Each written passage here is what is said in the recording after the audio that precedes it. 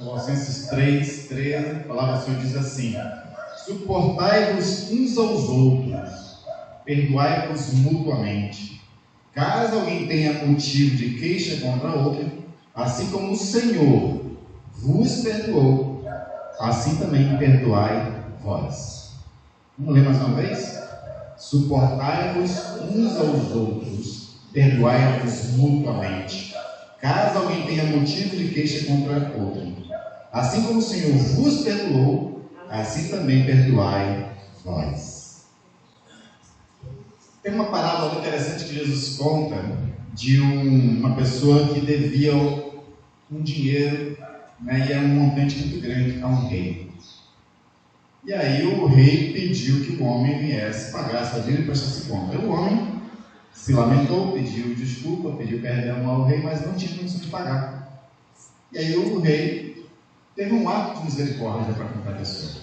Resolveu perdoar toda a dívida da pessoa, e que era alta, não era pouca coisa, era uma dívida bem alta.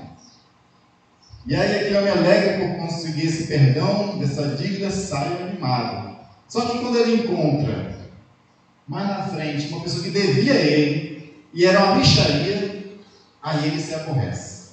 Aí ele chama a pessoa e diz: cara, tu está me devendo, e paga logo o seu pilantra. E o homem diz: olha, eu estou passando dificuldade, vocês estão passando fome, né? Não estou conseguindo suprir a casa, não consigo pagar você, me perdoa a dívida. Ele disse: não, eu vou perdoar a sua dívida não. E aí bateu no homem e levou ele para a prisão. Alguém viu essa história toda e foi contar para o rei. Rei, tu não tinha perdoado uma dívida enorme do homem? Pois é, ele não teve a misericórdia que o Senhor teve também, e não perdoou uma dívida pequena de uma pessoa. Aí o rei chama ele de volta, fica chateado com ele e resolve agora cobrar o que era devido e prender também.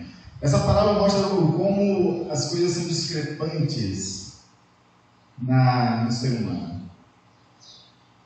O ser humano ele quer perdão dos outros, quer o perdão de Deus. E a dívida para com Deus é grande. Pecado é um tipo de dívida impagável. Sabe, na nossa sociedade existem aquelas pessoas que fazem boas ações e ela tem lá um fundinho, sabe, no coração dela, aquele pensamento: se eu fizer essa boa ação, isso vai contar crédito diante de Deus para os pecados que eu cometo. Não é?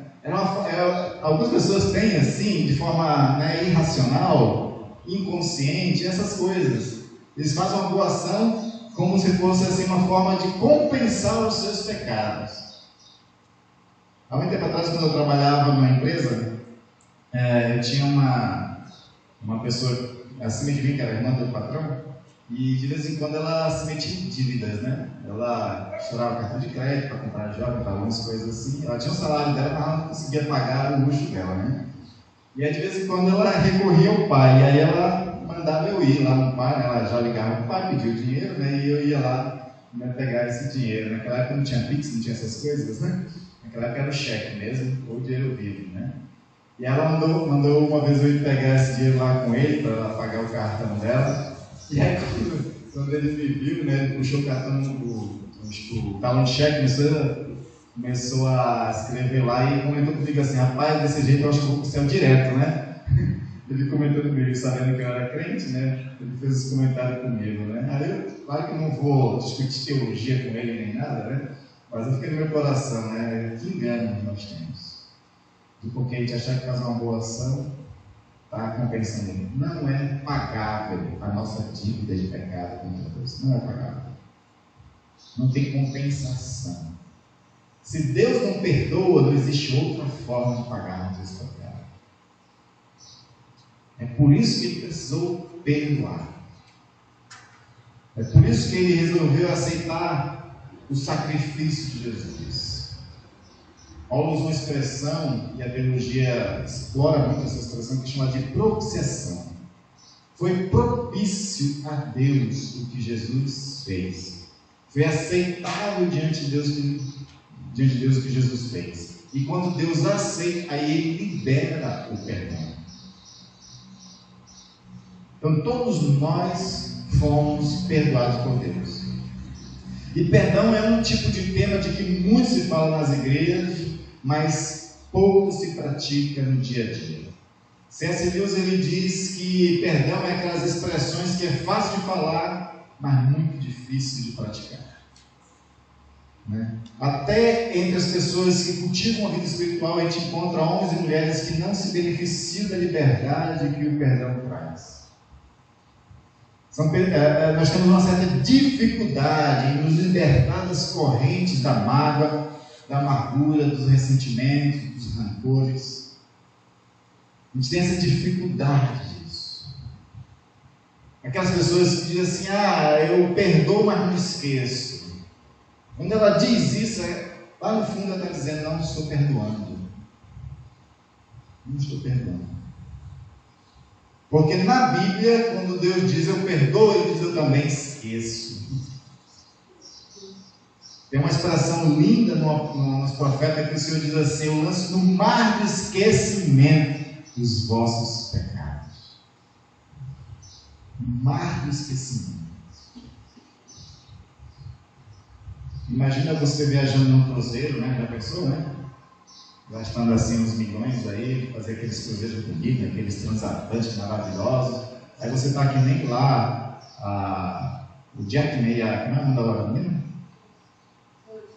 A Rose, né? Está lá na cor do barco, né? Abrindo os braços, aquele negócio, de repente cai a sua aliança no oceano.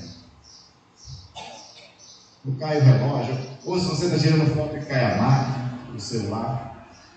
Existe alguma chance depois de você achar a sua aliança lá naquele oceano? Nenhum. Da mesma forma, não existe nenhuma chance de ser achado os pecados já perdoados pelo Senhor. E aí a gente aprende uma coisa bem interessante, que se Deus esquece os pecados, nós também temos que esquecer deles. A gente não tem que ficar ainda no coração com sentimento de culpa, né, ainda angustiando a nossa vida por um pecado que Deus já perdoou. A gente não tem que ficar nessas agonias, com essas angústias. Mas essa ação de perdão de pecados que Deus faz é algo que demonstra o quão Deus é grande, o quão Deus é maravilhoso. Porque perdoar é um ato de maturidade, de sabedoria, de personalidade bem estruturada. Pessoas medíocres não perdoam. Pessoas mesquinhas não perdoam. Pessoas imaturas não perdoam. Então nós vemos o quão Deus é perfeito e quão o caráter dele é maravilhoso quando ele libera perdão. Aí a questão agora volta-se para nós. Quem nós somos naquela parábola? O rei, uma pessoa que teve a dívida perdoada, mas não sabe perdoar os outros? Essa é uma pergunta. A proposta de Paulo para nós é que a gente venha se assemelhar ao Senhor para assim liberar perdão das pessoas. Mas esse texto dele, e eu espero que sua Bíblia esteja aberta em Colossenses 3,13, esse texto dele é um texto com muito desafio. A primeira coisa que Paulo coloca para nós nesse texto é suportai-vos uns aos outros. Suportai-vos uns aos outros. Se nós perguntarmos, você conhece alguém, você convive com alguém, seja em casa, seja no trabalho, seja em algum ambiente, nas suas rodas sociais, com alguém que é uma pessoa difícil? Você vai dizer assim, pastor. Né? Aos montes, né? Todos nós vivemos com pessoas difíceis. E todos nós temos motivos de sobra para ficarmos chateados com determinadas pessoas. Por alguma coisa que ela nos fez. Não temos? Aí Paulo diz o seguinte, para que a gente suporte essas pessoas.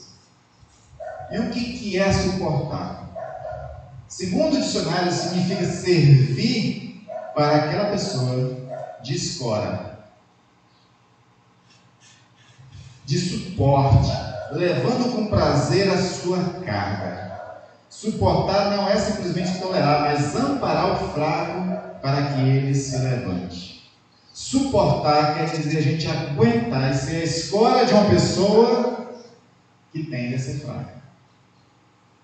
Pessoas que machucam umas às outras são pessoas fracas. na sua personalidade, no seu caráter. São pessoas que ainda não têm sabedoria, que ainda não alcançaram uma certa maturidade, não têm inteligência emocional a tal ponto de autodomínio. Então, na sua fraqueza, essas pessoas têm seus sistemas de defesa. E é interessante que na psicologia a expressão de sistema de defesa são recursos que a gente tem de autoproteção, só que a manifestação do sistema de autodefesa, do sistema de defesa que nós temos, na verdade são ataques. Nós aprendemos que o melhor defesa é o ataque. Só que isso é uma visão mesquinha, fraca, de um mundo corrompido, de que você só se defende atacando.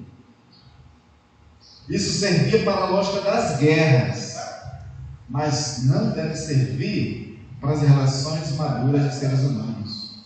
E não deve servir para aqueles que estão pertencentes ao reino de Deus. No reino de Deus, o sistema de defesa não deve ser ataques. Mas no reino de Deus, o sistema de defesa deve ser autoestima. Ou melhor dizendo, estima do alto. Porque o crente é aquele que ele se sente bem consigo mesmo por ser amado, por ter sido alcançado por Deus, por ter sido transformado pelo Espírito Santo. Porque é algo do amor de Deus, porque tem o seu nome escrito no livro da vida. Porque a gente sabe que nenhuma das coisas desse mundo pode separar do amor de Deus que está em Cristo Jesus. Então essas coisas devem nos fazer se sentir bem. E quem se sente bem consigo mesmo, não prejudica ninguém, não machuca ninguém, não está preocupado em provar nada para ninguém, não está preocupado em ser melhor do que ninguém, porque só machuca um ou outro aquele que quer se sentir melhor do que o outro. Essa história de não levar desaforo para casa é uma história de uma pessoa que quer se sentir melhor do que os outros. Então, se ela ouve alguma coisa, ela quer dar em troca para dizer: eu sou melhor, eu sei ofender melhor. A sociedade que está tão doente, ela faz competição de quem ofende melhor, de quem machuca melhor. Parece guerra de rapper, Não sei se vocês já assistiram algum filme em que os rappers fazem guerra de rima, Quem rima melhor? Na sociedade doente, as pessoas fazem competição de quem xinga melhor, de quem tem um adjetivo mais destrutivo. Tem gente que se sente bem somente vendo o outro mal. Isso é a igreja de pessoas doentes. E todos nós somos sarados em Cristo Jesus. Ou pelo menos estamos em processo de cura, em processo de transformação, em processo de maturidade. E nós temos que cooperar com o Senhor para que acelere esse crescimento. Tem que cooperar com o Senhor. Então, deixe Deus e o Espírito Santo trabalhar na sua vida, para que você seja maduro espiritualmente. Para que você não seja essa pessoa que tem um sistema de defesa onde só ataca. E aí, quando você deixa disso, você passa a ser uma pessoa que suporta essas pessoas imaturas, fracas, que machucam as outras pessoas. O apóstolo Paulo diz uma coisa interessante em Romanos 15, versículo 1, diz assim: nós que somos fortes devemos suportar as debilidades dos fracos e não agradar a nós mesmos. A pessoa madura não está preocupada em provar nada para ninguém, então ela não está preocupada em agradar a si mesma. E aí, quando ela não está preocupada em agradar a si mesma, ela suporta a debilidade dos fracos. Os fracos vão machucar. Os fracos têm um sistema de defesa que é ataque. Os fracos têm palavras ríspidas. Os fracos querem se sentir melhor com a nossa destruição. Suporte esses fracos. Só que aí, a ideia também é de que a gente não seja tolerante, porque suportar não quer dizer tolerar. E aí, no processo de maturidade, que é a parte mais difícil tivesse que suporte, porque suporte é aquele que escora, né? Aquele que ajuda. E a gente tem que aprender a ser assertivo. Então, quando você é machucado, em vez de você fazer a disputa de quem machuca melhor, você espera o momento certo e torna-se assertivo com a pessoa, você conversa com a pessoa.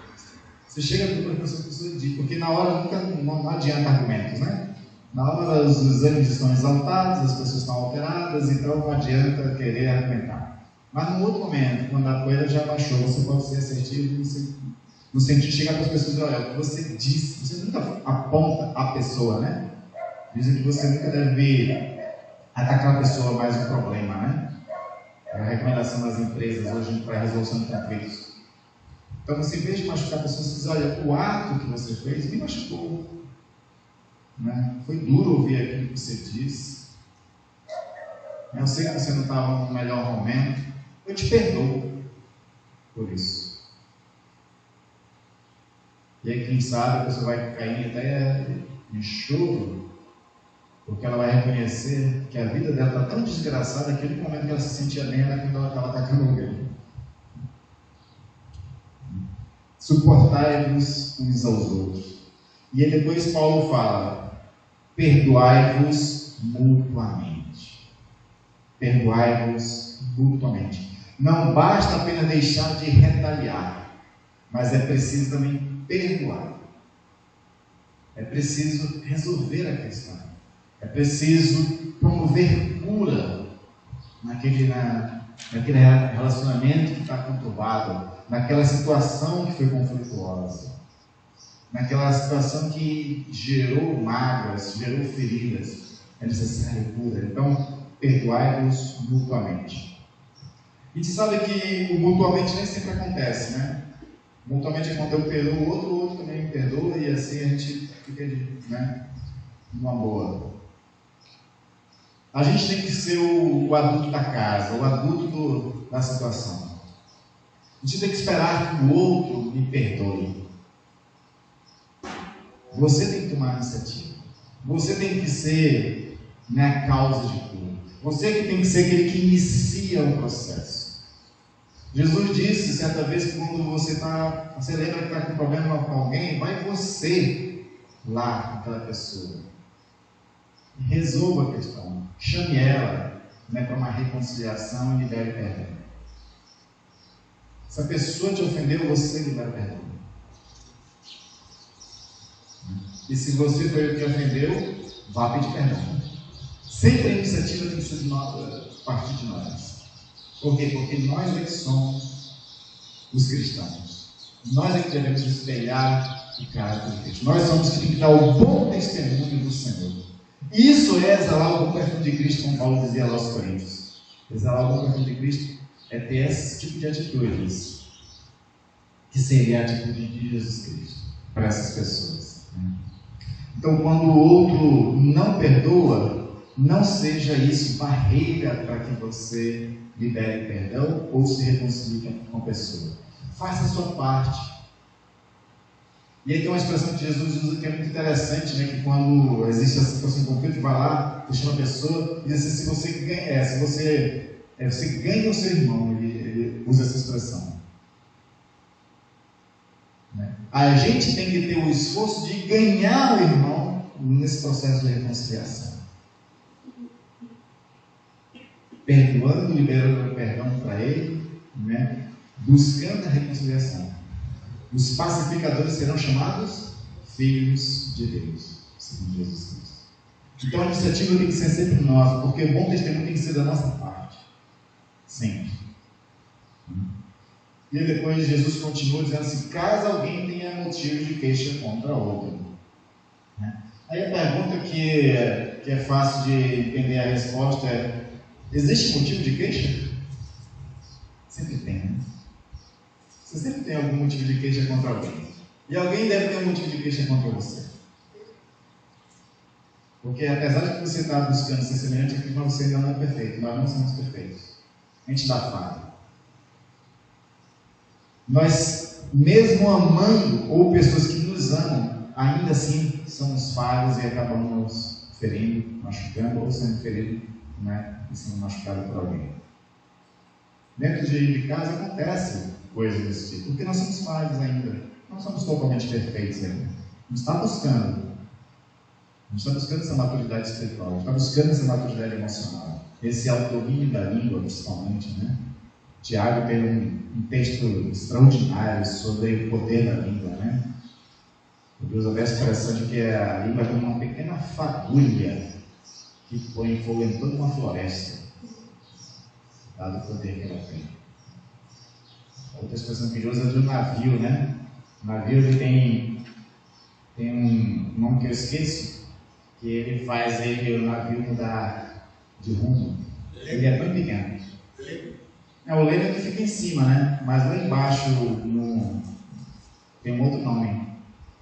Ele fica lá embaixo no navio, que quando você vira o leme, aí ele vira lá embaixo, né? E é muito pequeno aquilo. Mas aquele pequeno instrumento faz que o navio mude de curso. Uma língua tem o poder de mudar o curso do navio, segundo Tiago. Para o bem ou para o mal? Quantos filhos e filhas hoje no meio de vida desgraçada por causa das más línguas dos pais? Que disse palavras duras, palavras, né, que quase foram profecias na vida da pessoa. Porque palavras, elas marcam a gente, né? E quando ela marca a gente, ela faz estragos ou faz coisas benditas, né? O provérbio diz que a palavra dos sábios são medicina para a alma. Nós temos que buscar sabedoria para ter palavras assim, sábias, que seja medicina para a alma das pessoas. Por isso que Paulo vai dizer que nossas palavras têm que ser temperadas com sal. E aí diz: nunca sai da vossa boca a palavra torpe, mas antes que sirva para a edificação. É isso que ele diz. Que a gente minimize as nossas ações até o ponto que as pessoas não tenham queixas contra nós. E se caso você tenha queixa contra alguém, faça como Jesus ensina: vai lá, você e com a pessoa, só os dois, para resolver a questão. Jesus está falando num contexto que a gente podia aplicar à igreja, aí muda um pouco a realidade, né? No contexto de igreja, a recomendação de Jesus funciona assim: você vai até a pessoa, tenta a reconciliação com ela. Se você conseguir a reconciliação, você ganha o seu irmão. O texto de Jesus diz. Se ela não quiser, aí você chama uma testemunha. E essa testemunha vai tentar ajudar, ou vai testemunhar que você está tentando, como um bom cristão, reconciliação. Se ainda assim não resolver, você traz para toda a igreja. Aí, se a pessoa ainda diante da igreja não quiser reconciliação e pede de liberar perdão, aí a pessoa é considerada publicana e pecadora, como Jesus disse. Né? É interessante Jesus dizer isso. Num contexto religioso, num contexto da fé, num contexto de igreja, se o irmão não libera perdão para o outro, ele pode ser considerado uma pessoa que pode ser extraída da igreja. Por quê? Porque o acesso à igreja, o acesso ao corpo de Cristo, eu falo igreja aqui como corpo de Cristo, né? Como a igreja do Senhor, independentemente de placa de igreja. Esse acesso à vida cristã, esse acesso ao corpo de Cristo se dá através do perdão de Deus. Se Deus não tivesse nos perdoado lá no começo, a gente não fazia parte do corpo de Cristo, a gente não era a igreja do Senhor Jesus Cristo. Então, o relacionamento de perdão que inicia na conversão vai permear toda a vida da igreja. Se não existe perdão na igreja, não é a igreja do Senhor. Se o crente não perdoa, não pode ser do corpo de Cristo. Essa é a regra de Jesus. Por que eu estou ressaltando isso? Para a gente ver o peso que existe sobre essa questão do perdão. É uma coisa muito poderosa que pode, inclusive, demarcar se a gente está ou não no corpo de Cristo. Olha só que coisa. Né? Então, caso alguém tenha motivo de queixa contra outro, né, tenha essa atitude de perdão. E as pessoas vão estar sempre nos decepcionando e, infelizmente, a gente também vai estar sempre decepcionando alguém, porque a gente ainda não é totalmente perfeito. A gente não alcançou aquele grau de sabedoria, né, extraordinário. Eu fico, às vezes, né, olhando para alguns pais da igreja lá da antiguidade, que eram homens de uma sabedoria extraordinária, gigantes espirituais. Só que existia uma certa facilidade para eles serem gigantes espirituais como eles eram. Sabe por quê? Sabe o que eles faziam para não pecar? Para não decepcionar ninguém? Para não ser motivo de queixa de alguém? Eles iam morar no deserto sozinhos. Né? Por isso que é chamado de paz do deserto também. Você dá um deserto, você não ofende ninguém te ofende, né? A única luta que você vai ter no deserto é consigo mesmo. Por isso que eles chamavam de demônios do deserto. Não é que tinha demônios mesmo que atentavam. Eram só demônios interiores. Porque estavam consigo mesmos, então eles tinham que lidar consigo mesmos. Eles tinham que aprender a conviver consigo mesmo. E todo mundo aqui na pandemia sabe o quão difícil é conviver consigo mesmo. Tem pessoas que enlouqueceu na época da pandemia. Tem pessoas que estão doidas até hoje por conta da pandemia, porque descobriu que não sabe conviver consigo mesmo. Né? A gente vê esse monte de absurdos que está acontecendo aqui no Brasil e no mundo, de uma sociedade doente, de uma sociedade enferma, de pessoas que parecem que estão equivocadas, mas é porque vive que não sabe lidar consigo mesmo. Não soube lidar com seus próprios demônios, quando teve que ficar em casa sozinhos. É difícil, né? A história mais emblemática, né, que a gente chama de agiografia, não é biografia, agiografia, é de Santo Antão, né, que foi considerado um dos maiores pais da Igreja. Mas o homem viveu sozinho por mais de 80 anos no deserto. Ele morreu com 105 anos. Né? Aos 23 anos ele vendeu toda a propriedade da família que ele tinha herdado e foi para o deserto. Por 80 anos no deserto, sozinho. Existem vários relatos dele de luta contra o diabo, mas eu creio que muito daquilo é simbólico. Eu creio que mais aquela luta era consigo mesmo. Nós temos que aprender. Quando a gente aprende a lidar conosco mesmo, olha só que maravilha, a gente aprende a lidar com os outros. É importante a gente aprender a lidar conosco. É importante a gente mergulhar em nós mesmos, fazer autoanálise, né? Estar sempre observando o nosso coração, as nossas mentes. A gente tem que ter, inclusive a psicologia, a PCC, né, que é a terapia cognitiva comportamental, trabalha nessa questão de a gente saber perceber os nossos pensamentos automáticos. Pensamentos automáticos que a gente já construiu ao longo da vida, que se tornam um hábito, uma forma de pensar, que pode levar a gente para o bem ou para o mal, né, em questão de sentimentos, em questão de conservação comum. Para fazer esse mergulho, conhecer as raízes dos nossos pensamentos. Por que eu penso desse jeito? Por que eu não poderia mudar minha forma de pensar? Quanto mais a gente se conhece, esse autoconhecimento nos ajuda para a gente poder também se autorregular. E quando a gente se regula, como consequência do autoconhecimento, a gente vai para o terceiro passo. A gente consegue regular nosso relacionamento com os outros. A gente se torna mais equilibrado.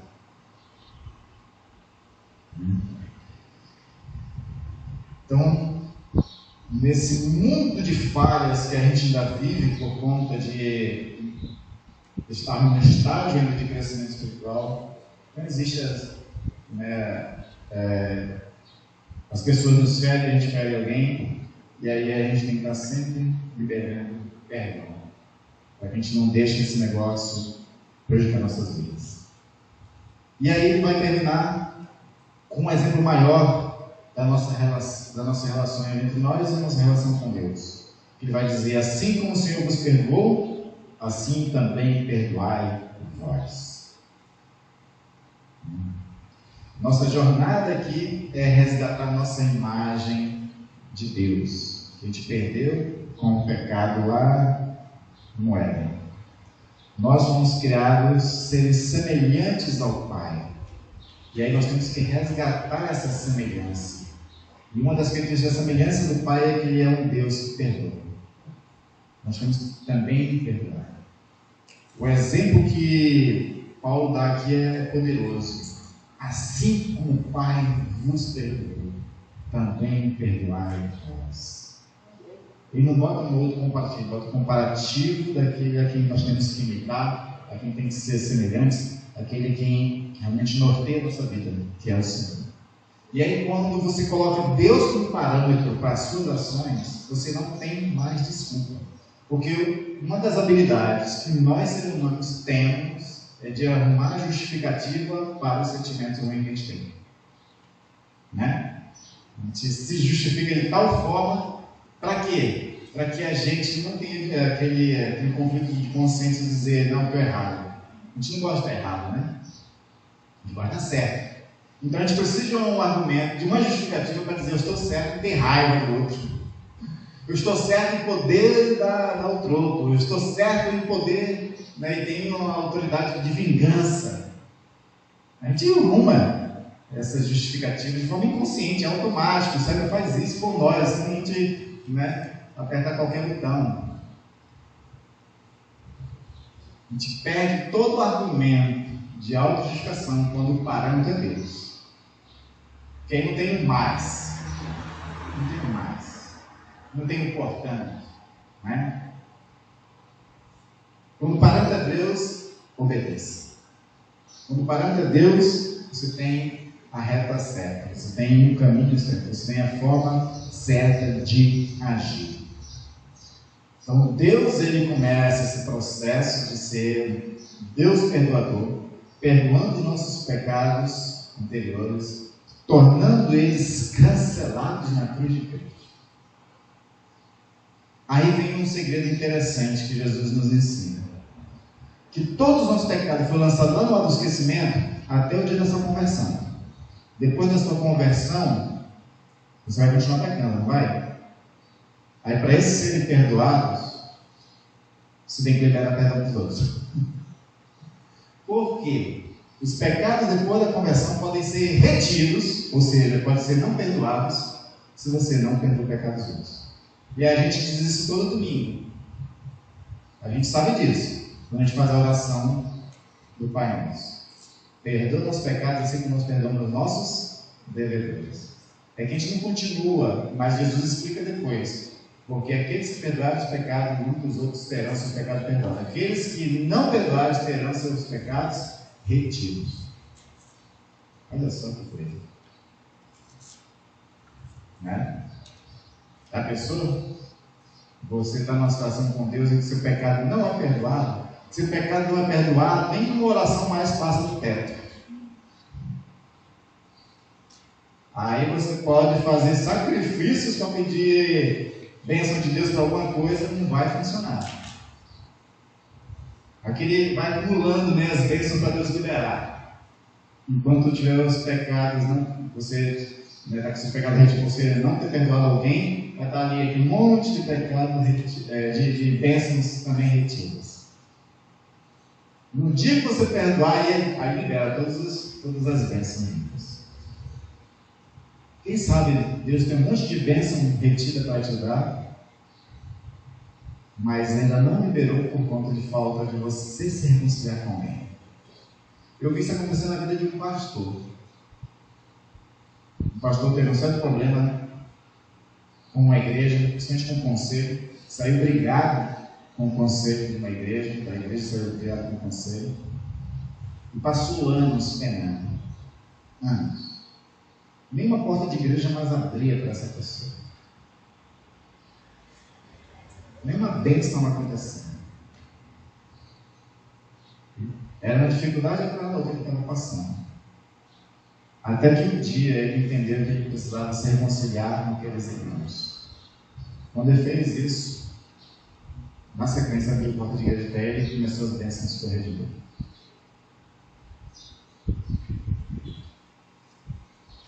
A gente pensa que essas palavras de Jesus não são sérias, mas são. Tudo que está na Bíblia é muito sério. Tudo que está na Bíblia é muito sério. Ainda mais quando sai da boca do próprio Jesus. É mais sério. Então, nós temos que seguir o exemplo de Jesus, seguir o exemplo de Deus e também ser perdoador uns dos outros, como Paulo recomenda.